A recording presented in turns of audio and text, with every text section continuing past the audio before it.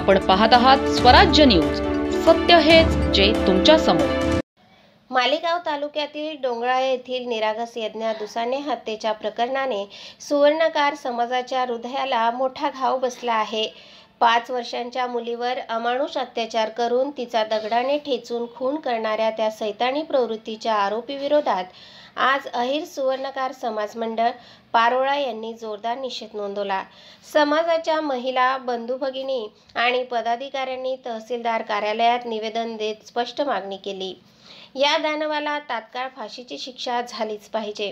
पारोळा सुवर्णकार समाजाचा आवाज एकच, यज्ञाला न्याय मिळेपर्यंत आमची लढाई सुरूच राहील। आपण पाहत आहात स्वराज्य न्यूज, सत्य हेच जे तुमच्या समोर। मालेगाव डोंगराळे परिसराला हादरवून सोडणाऱ्या यज्ञा दुसाने हत्येच्या अमानुष प्रकरणाने संपूर्ण सुवर्णकार समाज संतापला आहे।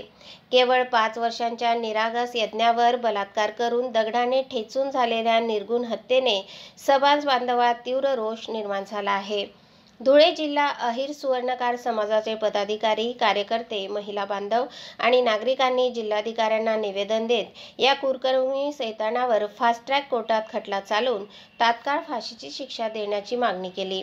समाजाचे म्हणणे स्पष्ट आहे, अशा राक्षसी कृत्याला समाजात स्थान नाही, आरोपीला फाशीच, आणि तीही शक्य तितक्या लवकर।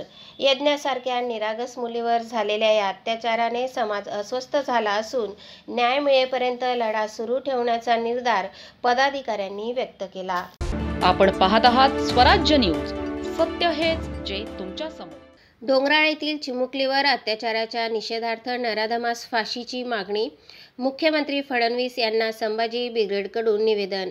नाशिक जिल्ह्यातील मालेगाव तालुक्यातील डोंगराळे येथे 3 वर्षीय चिमुकलीवर झालेला अमानुष अत्याचार आणि निर्गुण हत्येच्या घटनेने संपूर्ण महाराष्ट्रात संतापाची लाट उसळली आहे।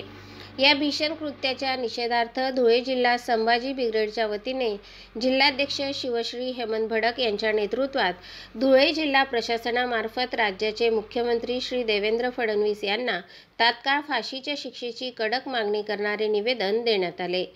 आपण पाहत आहात स्वराज्य न्यूज, सत्य हेच जे तुमच्या समोर।